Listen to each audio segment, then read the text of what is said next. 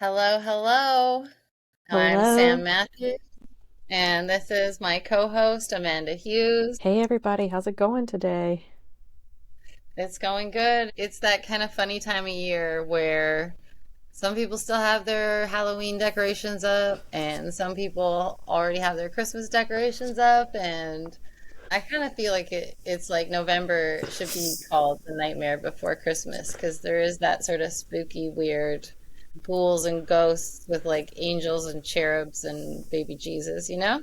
Oh, girl, my husband and I were taking a walk not even the day after Halloween, and we walked down one street in the neighborhood and it's still Halloween, and then you make the turn and there's like wreaths and Merry Christmas everywhere, and I'm like, what the heck is happening? Like, Yeah. And then it's like let the angels sing peace on earth. I will just tell you a quick secret. My husband and I, when we first started dating, we were trying to decide whose houses we were going to decorate. Nice. Yeah. Because I didn't want to decorate two houses. And so I said, "Oh, I've just got a few bins in the shed. Eight big, like 2 foot tall, 4 foot wide bins later, plus a real Christmas tree." Um, Oh my it goodness. got So real. yeah, are you a Halloween and Christmas decorator? Like how many bins do you have for Halloween? None. I don't decorate at None. all for Halloween. Okay. It is just a So you're Christmas like the thing. house on the corner that was like, I'm ready for Christmas, and the Halloween people were like, we'll Hmm. let this ride right up until But I don't Thanksgiving. I don't decorate until Thanksgiving. Like that is my rule. Yeah, that's a pretty normal thing, I think, and that's kind of what we want to touch on the episode, right? I think a lot of safety folks and security folks and HR folks are often the heads of household or kind of the ones organizing these holidays. Yep. And so we've got Cyber Monday, there's Black Friday for shopping, Giving Tuesday, and we were thinking, what if we did a safety Saturday leading up before people come? What if you started going through a checklist, or how could you start to incorporate a safety practice and then sort of turn it into a habit, but maybe frame it in a way that it becomes more like a tradition and something cute as opposed to harping or Nagging. nag. Nagging. Yeah, nag word. Yeah, it's not because we hate that we hate to be that person, you know? Always, but Yeah. being a safety person, sometimes it's hard not to be that person. Yeah, right. And so I mean, we've both talked to so many other colleagues and friends who are always trying to come up with ways to connect with their employees. But I think some of the people that I really admire that have done something neat is this outside in approach where you focus on safety at home, especially around things like holidays. What are some fun things you can start to do that you can create some special roles around for young kids, all the way up to just having the right tools, make sure everybody feels empowered to use the right tool for the job and call out unsafe behaviors. Yeah, I mean, just thinking, of some of the quick ones that come to my head, right? The hot oil, if you do decide to fry that turkey, um, your crowded kitchens, the pets in there trying to catch all the food that's dropped, the kids running around trying to chase the pets. When you Yeah, start to decorate your own ladders, you've got leaves, you've got slip hazards, right? I yeah, so know much. with the holidays, a lot of people are traveling, right? So long drives, are you driving in the dark? Um, do you have Yeah, pressure from that OCD person to be on time, right? yeah. There's a huge list of at-home safety hazards that we don't always think about and talk about. So I'm excited to have this conversation today. Absolutely, absolutely. So, we've kind of already talked about it, but let's talk about these turkey fires, and just like holiday kitchen chaos because I think we can all get a little adventurous. I know most of the families I've been around, there's some tried, tested, and true traditions, but there's also a little experimentation that comes in. I know TikTok coming into the kitchen in the last couple of Christmases has been interesting. Now we've got AI coming into the kitchen. So we're trying new things, is what I'm trying to say. And we have a lot of triangles on fire. and you're the real safety pro here. So there's two big ones that come to mind. Obviously the fire safety one, but there's also the kitchen triangle, right? Yeah. When you look at the triangle, you're really looking at your sanitation, your prep, and your cook, right? That is the 3 points of your triangle. So how do you manage that, right? Especially when you think of everybody just wanting to come in and help out.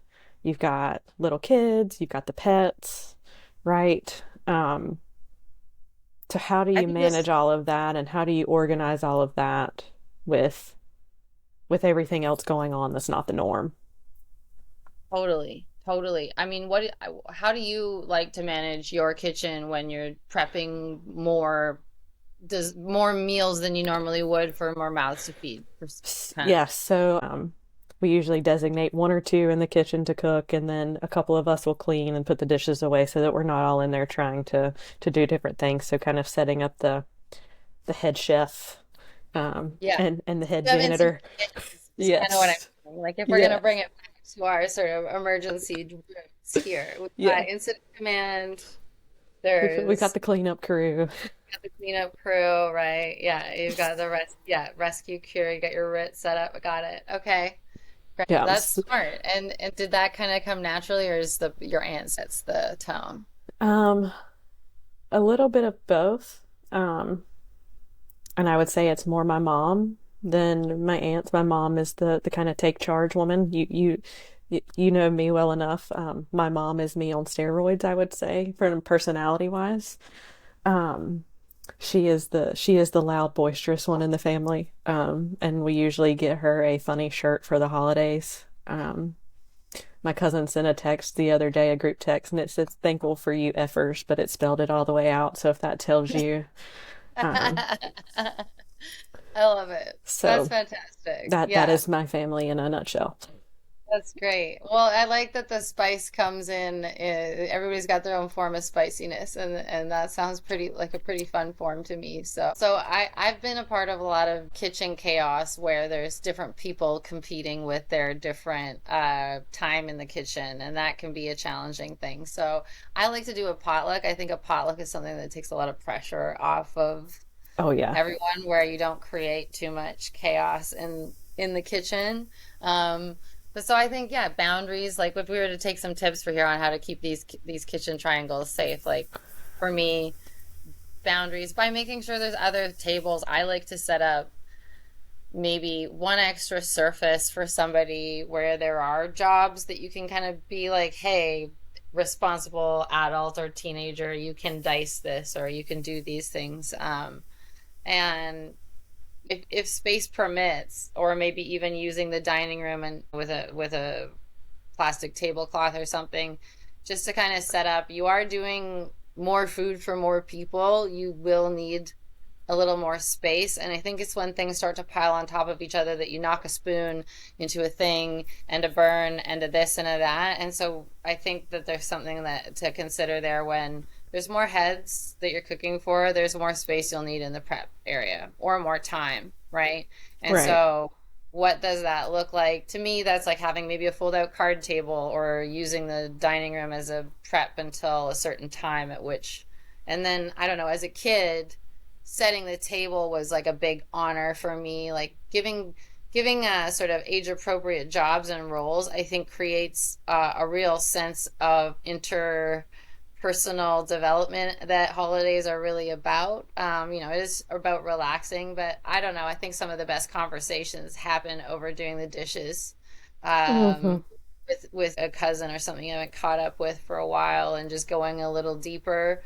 And so as a host, as somebody who's safety minded or host minded or spicy like your mom, you can kind of lead the charge with those kinds of things. So thinking those things through, that's sort of what this podcast is about, is to help you think through what some of these roles and extra stations and extra space you might need to have during the holidays, so that you're actually cultivating, not nagging, right? Right. You're Well, facilitating, not nagging. And I've grown up with family members that are like, help me with this, and then I'm like, where's your tools? They're like, I don't have any. You're like, okay, well, we got to hire somebody. They're like, no. And I'm like, well, can I buy it? Okay, I'll come back with my tools. But there's a lot to be said and done just by giving people, even having a couple sizes of gloves, you Right. know? Well, and Yeah. I think too, and I know we'll get into this a little bit, but by assigning those roles and giving people tasks, it also helps with the mental and the stress side of it too, right? So Hmm. they all kind of connect together, whether it be, the mental fatigue, the actual safety of keeping kids away from the sharps, the chaos from something spilling, you know, Yeah, that kitchen triangle, the fire triangle, preventing that fire. I totally. think they all kind of play a hand in what we're trying to get across here today. Yeah, so let's sort of do the walkthrough starting from the kitchen when we think about this before people get there, because I think that's a great place to work into the next spot, which is straight off the bat, the kitchen. Let's make more spaces. Yeah. Next, let's do a scan through the house as a short person, a very particular, maybe a toddler if we have those coming Mm-hmm. over. Because especially if you're going to another house, maybe they don't have toddlers around all the time. There's going to be weird cupboard doors, things like that, and maybe it's some zip ties, maybe it's some other little devices. Maybe it's just like, okay, you can open this cupboard door. This dresser isn't going to tip onto you, but I'm going to take all the important things out. But Yeah. just really doing this walk through your space, making sure it's appropriate, because that'll really help everybody to relax more. Right. You're not on edge going, oh my gosh, is the kid getting into the drawers or into the cabinet with all the breakables, right? Exactly. And remembering too, like a lot of times pets are used to their own space, kids are used to their own space. So things happen that don't normally happen, and it's just when you're layering a bunch of new things on top of each other. So thinking about like if I have a kids coming over, is the place safe? Do my dogs feel like they have a place to retreat from, or my cats? Like, um, does everyone have kind of what they need from the spaces, and have I sort of cordoned off the places that I need to cordon off, right? I think is the baseline. And then the right tool for the job, right? Do I need another fold out table? Do I need a drop cloth for my dining room table? Do I need sort of a cheap rollout rug or two?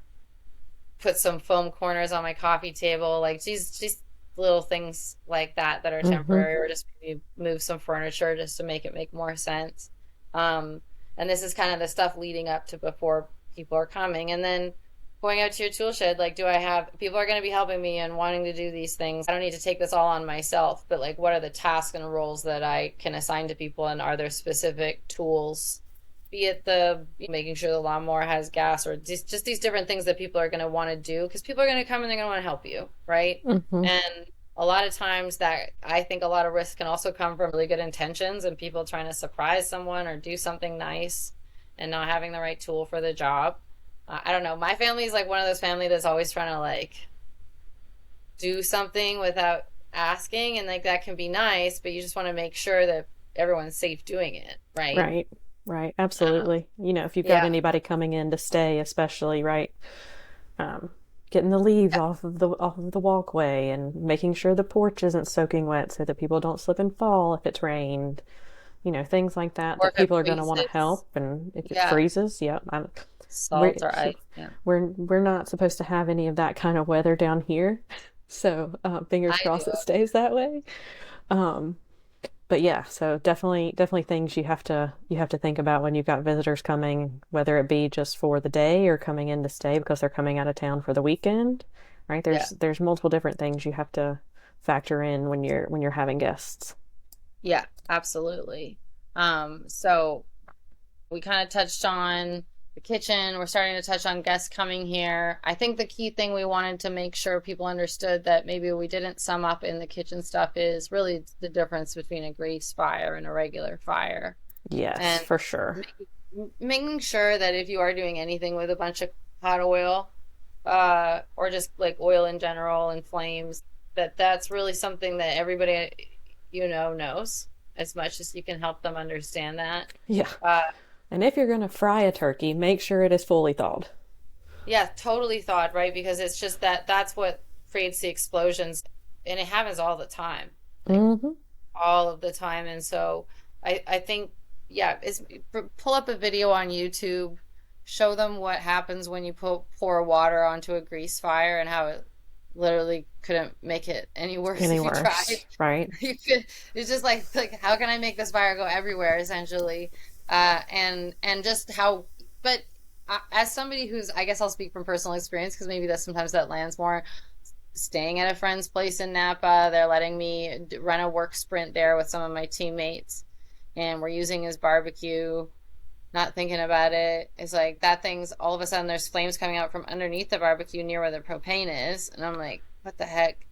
And they had just kept putting grease to pans underneath grease pans to capture grease. Like whoever had like been there all the Yeah. time before, I hadn't checked it, and it was just an insane amount of totally flammable grease on fire right next to the propane. So like I just was like, okay, I'm gonna get the propane up there, and like, but I put flour on it. Like I put stupid stuff on it. Like I have to fully admit that I did not. It took me a second to figure out how to smother it. I was like, salt, sugar, salt, something, smush it. I need to Smush smush it. it. I was just like propane first, then smush. And then I was like, what can smush fire? And I was just like, not. So it just, this is why we're talking about it now. Right. It can it happens to anyone, anywhere. And barbecue grease fires, deep frying turkey. These are things that really happen literally daily to people. All the I mean, not the time. turkey frying. I mean, I think that happens a lot at certain times of year, but the grease stuff is an issue.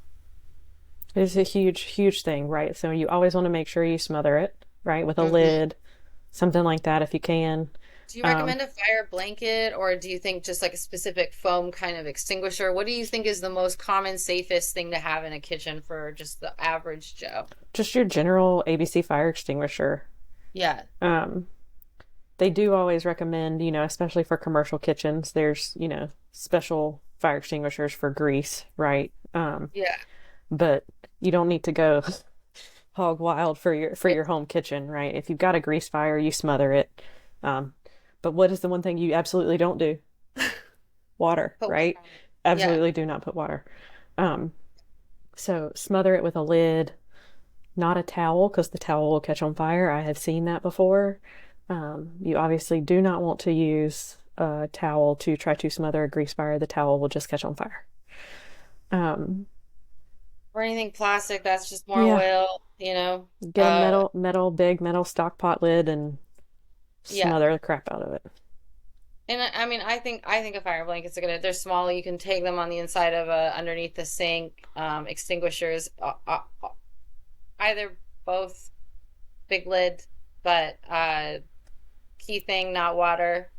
And then what are our next big risks? The sort of falling issue, I think, outside, right? Yeah, Anything from falling from heights, from just icy surfaces. This is really when the weather starts dipping. So it'll melt during the day and then freeze and then melt. So you get black ice.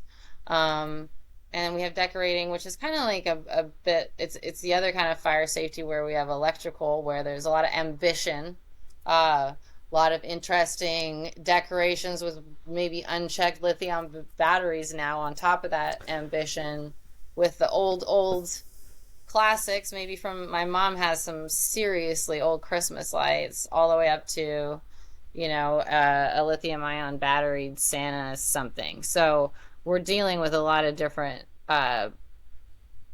lot of layers of risk when it comes to decorating. So let's get into it. yeah. So I think the first one that really comes to mind for me, if we start on the outside, right? So if Yeah. we start on the outside and work our way in, it's your slip hazards and your fall hazards because you got people climbing on ladders.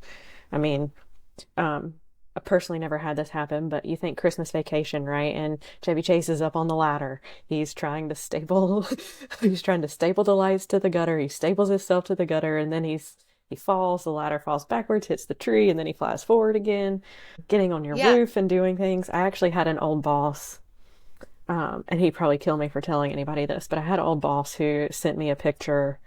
Um, and he said, "Here, why don't you use this for safety training?" Because I realized right after I did it that Amanda would probably kill me for doing this. He took an extension ladder and put it in the bed of his pickup truck to reach the top of his garage to hang Oh, lights. And But at least he realized that as soon as he did it, he was like, Amanda's going to kill me because this is really Yeah, stupid. yeah, yeah. Um, but don't do It's that. wild things people do. Oh, I've seen all sorts of crazy things, and I know, I don't know, I come from the ADHD, ambitious, impulsive family, so there's been a lot of weird tree climbing, and I think the key thing is like the ground needs to be clear, but there's a way to set up your house so that it's easy to put decorations up every year, you know?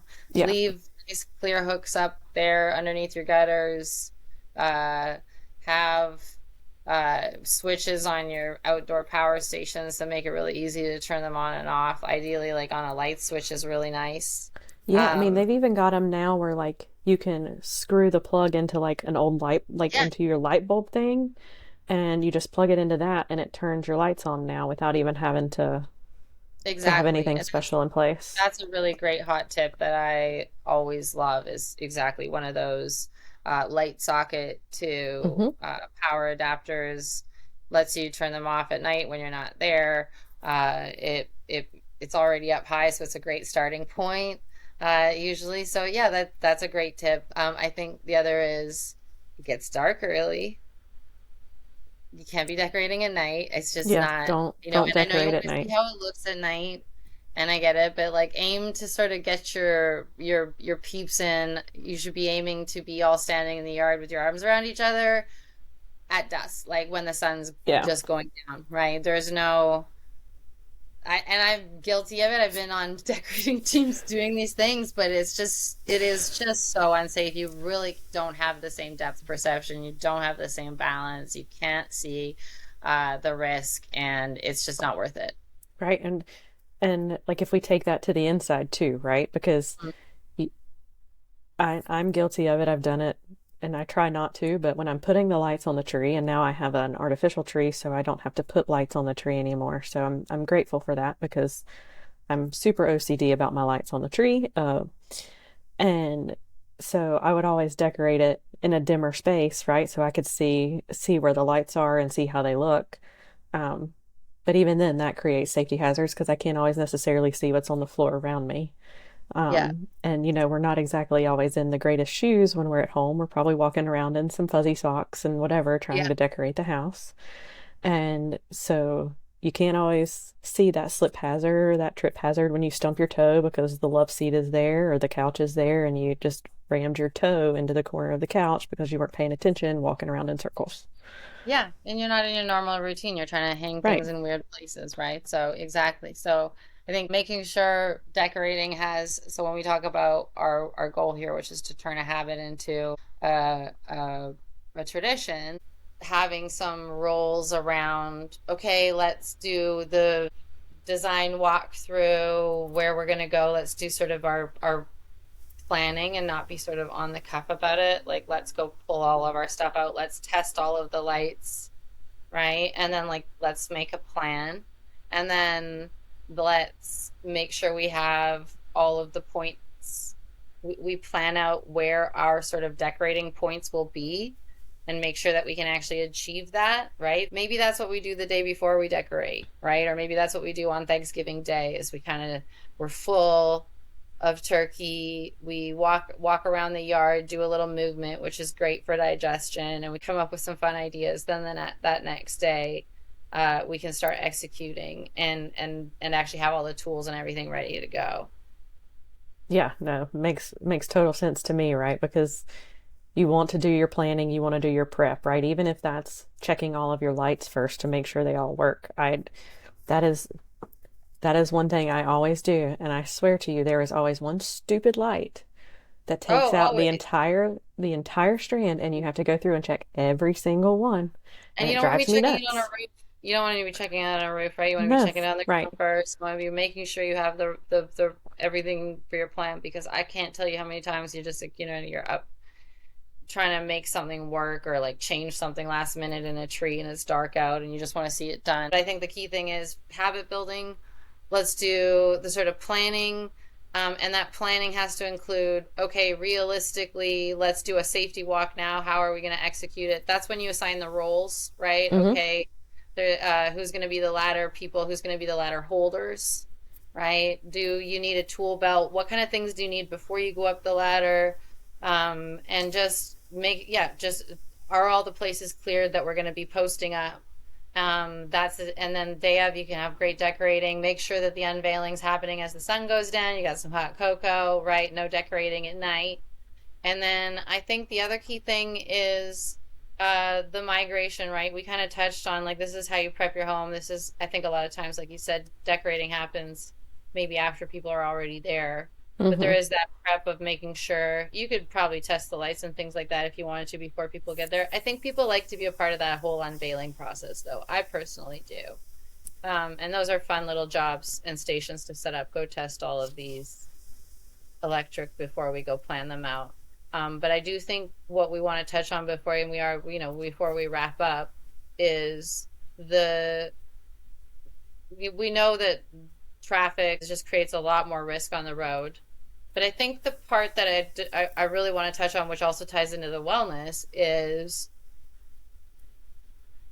we create all of this pressure, Oh, absolutely. right? Thank you, Like Pinterest. how, Thank you, TikTok. yeah, but it is a choice. And a huge part as hosts, I think that we have to step into, and I really want to shout out my mom because she's been really great about this. I think we came from sort of a high expectation family around the holidays. Hmm. As we both got older and sort of redefined how our holidays look, big part of that expectation and shedding that has been these mantras to each other like, we'll get there when we get there. Your presence is the present. You don't need to do anything else, right? And you've got the nice chill sweatpants family. I think a lot of people don't have that. We can all learn from Amanda's family, but my family, I have to acknowledge just our growth because it was and is challenging to not let perfectionism, um, family pressure and ties and wanting to put the best foot forward can really create this environment that does have the ripple effect of risk, that does have the ripple effect of stress and lack of rest, and it's hard on our body and our minds. And so, what are some fun ways? I think outside of planning, right, and turning sort of nagging into these nice, more traditional like activities. Um, what are some other ways that you think that people can learn to chill out or relax better more in the holidays? I mean, I think one thing, especially, thinking about myself and my husband, right? Like when we come home from my family's Thanksgiving on that Thursday, we usually come home, go for a walk, right? De-stress, let the food digest, just chill and relax. Look and see who's put up the Christmas decorations around the neighborhood. Um, that's always a really helpful one, right? Because you're getting out there, you're getting active. You're not normally getting all the steps in that you would normally get in a day. So even if it's just a quick 15-minute walk around the block to, you know, That's a great decompress, family fresh tradition. Like air. even before you go home, you could even get everyone at your aunt's house to go Hmm. for a walk. Well, Like I mean, it's nice. Maybe not, but I love that. I think just like a post meal walk, if you can add that in, people won't even realize you're sneaking in this whole part of your new yeah, safety traditions because it yeah. really is just wellness, right? And then I think like we don't have to drive very far, so I'm pretty thankful for that. But when I think about like taking road trips as a kid and the stress of having the kids in the car for a long amount of time, right? What can you do? Play games, Mhm. schedule in breaks. Um, Totally. I was looking up I was actually looking up some road trip ideas just because I don't, like I'm like, what can we do for the holidays? Like a fun road trip game, right? If you're the host, maybe put a playlist together for everybody in your family to listen to on the road, right? Like so everybody's Yeah, listening to the same stuff and getting into the same spirit and holiday spirit on the drive, which I thought was a really clever idea. I was like, huh, never really thought about that. But if everybody that's had the same playlist, yeah. that'd be a Or like really cool learn these way. because these are the ones like because that ties into one that I was going to suggest, which is singing carols is actually breath work. And if you control your breath and are holding your breath and letting it out in a controlled way, you're going to have such a physiological response. So, from your playlist idea as the host, You'd be like, these are all the carols we're gonna sing, and then you know, like getting people to encouraging people to sing carols around the house is gonna like woo saw them out of some, you know, I don't maybe want to do stress. that in my family, but Come on. Come on. We need to invent like an auto tune ear something. pieces, right? Like, because they can do translating ones. They should just be able to make everyone in tune. Yeah. Yeah. There we go. That's Um, okay. and then another another one you and I have talked about this, but Mm, because I think it kind of ties back into like your family of like the expectations and be here on time, be here at, we're eating at 5, whether you're here or mhm. not. Be flexible, right? Like Yeah. we understand that, the turkey's going to be ready, but you can leave it in that warm oven and turn the oven off and leave it on. It's not going to be upsetting if the turkey is not piping hot, right? Totally. Like you can keep stuff simmering on the stove if you need to and turn it down to low. Of course, if it's taking a long time to cook, Yeah, you know, he makes a great second course. it Like makes a whatever. great sandwich. It's if it's a tomorrow thing and we just eat everything else, like that's exactly right. Go with the Yeah, flow. go with the flow. Um, Yeah, I it's love that. what we were talking about this. What did we say? It's better to arrive alive. Is that what we said? It's better to Yeah, arrive alive than on time. then not at all, right? Because Right. it's just it is and you can also be a model of that on the road, right? It's just like letting other people in, giving everybody a little bit of grace because it just how like panic is kind of contagious.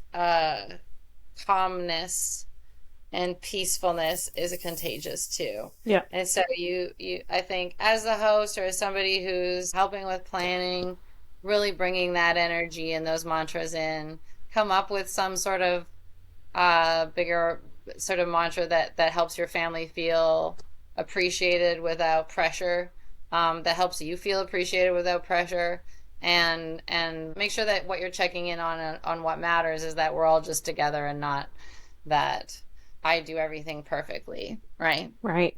Um, One thing too that I think is important about the trip, right, is if you're the one traveling in and not the host, right? If we flip the Yes. script here and I'm the one coming into town, what do I need to do? Hmm. Check the tires, check your Tire wipers, pressure. right? Check your brake lights because if your brake lights don't work and somebody's, you know, uh, following a little too close, which can tend to happen in crazy traffic for the holiday traveling, right? And your brake lights don't work, how are they going to know that you're stopping, Or if you're putting right? a lot of car decorations on, like some people do, maybe make sure they're not covering your brake lights, right? Right. Yes. I Yeah. always I always find those cars funny. I just I mean, it's I cute. I love it. I'm Just a make sure I'm a it's not Christmas fanatic, but I am not I don't go as far as the car. okay. Well, the It's just next friend, not. the marketers haven't got you yet. No. Big Yeah. Christmas hasn't got you yet. You would think Santa and his reindeer threw up in my house. Um Okay, well, I want to see. I can't wait to see. But I love that. So there's a road trip checklist, right? yeah. And we'll have this as a download on our site as well. But tire pressure, washer fluid. Also knowing, I don't know, sometimes you end up in weird places. I've definitely been traveling on the 101 at night and it says next service 45 miles, but they're only open till 5 p.m. Like Right. I've been caught out of gas in some spots. And so just actually doing good planning. And if you're the host and you are and you know people are coming from different distances and you do know the area better, letting people know good spots to stop. I mean, there's great chat bots will give you good recommendations, Google will give you good recommendations, but I think you were saying earlier too, just planning stops. Also, plan for a lack of connectivity. If you can download your maps, great. Like a lot of places, they just don't. Or punch it into your car's GPS so you're not relying on your phone or draining your battery there. Um, if you're going somewhere rural, like through no service areas, like pretty much anywhere in Canada here, you want to have warm stuff in your car. You want to have blankets. And I know, Amanda, you're like, sometimes it gets cold here once in a blue moon. But for me, this is the reality. Got to have the right tires for where you're going. Like just 2 kilometers past, I'm just 2 kilometers past the legal sign that says you have to have all weather tires. Like I'm just just past it. So I have to have all weather tires. So check where you're going. Make sure you know there's some places it's mandatory to have certain tire types and you can't go there otherwise. If you are going somewhere with low connectivity or rural areas and it's cold, make sure you have warm stuff in your car. That means enough blankets for everybody, enough water for everybody, enough food for everybody, that if you get stuck there for at least 12 hours, which could happen, that you're not going to freeze to death or have a really terrible time. So those are the kinds of things that I think are really important before you go, like Amanda was saying. And from that's my northern touch, I will add. Yes, because that is not a thing down here in the southeast. That's for sure. Yeah, definitely a thing here. So yeah, just right tire, right tool for the job really is what it is again, and then just prepping for the worst, so that it can just turn out great. Um, and any other wellness tricks, safety tricks, I think just tips? tying it all together, right? Like all of Mm, these things, building these safety traditions, whatever you want to call them, right? I don't want to call them habits because it's not a habit, right? It's something that you should be tradition. doing all the time. It's a Yeah, tradition, right? yeah, So tying it all together from safety in the kitchen, safety to decorating, safety while driving, all of those things lead to a more calm and relaxed state. It helps you be less stressed. Um, when you're cooking, when you're driving, when you're decorating, when you're doing all of these things, if you've got a plan, if you've got your safety traditions in place, it just makes everything more calm and relaxed, right? yeah. It it doesn't have to be rigid either. It's like sometimes just having a plan sets a tone for everybody to just move a little bit more with intention, to know where things are, to feel empowered to act because they see that you've set something up, right? Mm-hmm. Right. So I think for me, I'd just like to challenge anybody who's listening, um, to pick one tradition, right? What's one new tradition? Um, whether it be the kitchen, decorating, if you're driving, or, even for your sanity. And thank you to Sam's mom for being more relaxed as things go on. But um, just one thing, right? Like for me, it's um, I'm going to manage how I get my decorations down, right? Because they're all in the attic. They're all just thrown up there, and it's a let's just hand them down and see what happens. So just kind of making that a more structured process of getting those down, and where do they go? Because they kind of just get thrown wherever I can find a spot for them until I get the house decorated, which is a trip hazard waiting to happen. Oh no, don't admit that. I know how that goes. The number of boxes has grown over the years. What's your one tradition you're gonna? I think I think mine I'm gonna do this year because I do have more stuff in my burn pile is gonna, and I have some expired extinguishers, is gonna be to get my niece using, and they're about, the kids in my life now are more between 7 and 12, so I think they're at an age where they'll have a little fun putting out a flame and learning about fire. I think that, and I think that's going to be my big one this year will be just like kitchen fire safety, like getting new extinguishers, um, using these old extinguishers to do a little like burn pit practice, and yeah, just bringing a little bit more fire safety into my family who probably also has expired extinguishers and things like that. Work on, so leading by example, you know? Yeah, love it. Love it. Yeah, yeah. Great. Well, we'd love to hear what you guys end up doing, any habits you adopt, any special roles you come up with, any wellness hacks, like getting people to carol or not carol, if you're Amanda's family. And we want to hear your holiday hacks that make your whole experience safer, happier, and we'll feature them next year because we are always down to learn better ways to make it easy to be safe and have fun. Yes, and I would just like to end with happy holidays, happy Thanksgiving, Merry Christmas, happy Kwanzaa, happy Hanukkah, happy New Year, whatever holiday is that you celebrate. Gobble, don't wobble. Gobble, don't wobble. Yes, I love that. Great. That'll be our hashtag for today's show. Love it. Gobble, don't Perfect. wobble. Okay. Happy holidays, Amanda. Happy holidays.